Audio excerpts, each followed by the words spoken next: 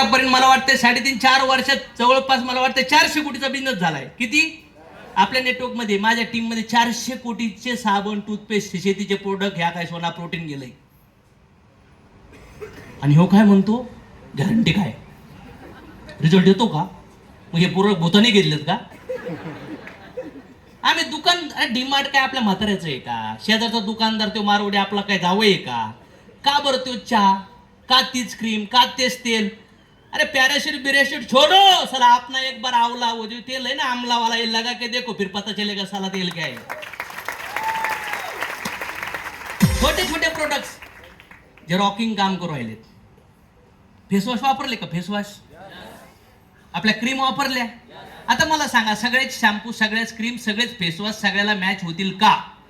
काहीला नाही मॅच होणार. काहीचा केस गळल, काहीची skin dry आहे, काहीची स्किन ऑइली आहे. राईट और रॉंग? काहीला प्रोडक्ट आवडतील, काहीला जे आवडतील त्याच्यासोबत काम करा. दिलं एखादं, तुम्हाला नाही पटलं, नका रेकमेंड करू त्याला. राईट और रॉंग?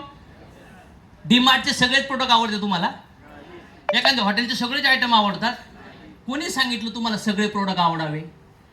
नाही आवडणार ना. का आवडावे?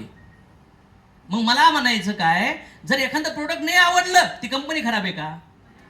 प्रोडक्ट राईट आहे, होऊ शकतं 10 लोकांमधलं 6-7 लोकांना ते प्रोडक्ट सूट होतं. म्हणून तर आज वेगवेगळ्या स्किननुसार, वेगवेगळ्या हेअरनुसार, वेगवेगळ्या ऑइली ड्राय स्किननुसार प्रोडक्ट बनलेत का नाही बनलेत? पण तुमच्या नॉलेज नसेल तुम्हाला, ज्याची ड्राय स्किन आहे त्याला तुम्ही कुठलं प्रोडक्ट दिलं ऑइली स्किनचं, काय होईल? त्याला रिझल्ट वाटेल का बरं? मग अशा छोट्या मोठ्या चुका होतील, पण चुका होतात, निगेटिव्ह येते, म्हणून बिझनेस स्टॉप नाही करायचा, बल्कि त्या चुका जाऊन सुधरून मोठ्या लेवलला बिझनेस जनरेट करायचा.